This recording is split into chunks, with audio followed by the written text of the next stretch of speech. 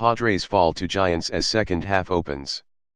The second half of the season opened Friday at Petco Park with a victory for a last-place team and a narrow loss for the home team. The Padres fell, 5-4, to the San Francisco Giants, who moved to within 4 games of San Diego at the bottom of the National League West. Padres left-hander Clayton Richard faced constant traffic over 5 2/3 innings, as the Giants' 11 hits against him matched the most he had ever allowed in a start. Considering the volume, the damage could have been worse. Richard was tagged with 4 runs, but shortly after the starter's exit, the visitors widened the gap. In the top of the 7th, Buster Posey destroyed a 2-0 fastball from Ryan Buchter, parking a solo home run near the base of the center field batter's eye. The 422-foot drive, which gave the Giants a 5-3 lead, punctuated a night filled with less emphatic hits. The Padres, despite a 9th-inning uprising, did not cash in on enough opportunities. Meanwhile, the Giants went 5-for-15 with runners in scoring position. San Francisco took an early lead, striking with 2 outs in the first. After a double by Brandon Belt, Posey drove him in with a single. Brandon Crawford led off the second with a double, moved to third on a single and scored on a hit by Giants pitcher Johnny Cueto. The Padres responded in the bottom of the inning.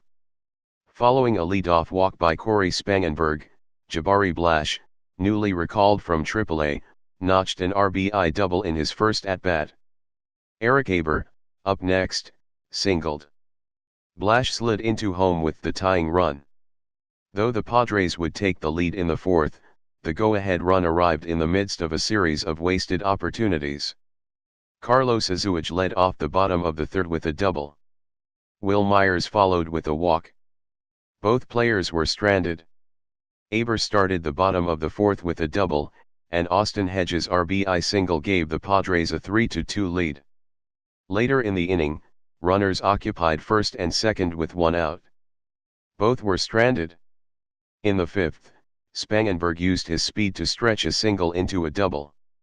Blash drew a walk.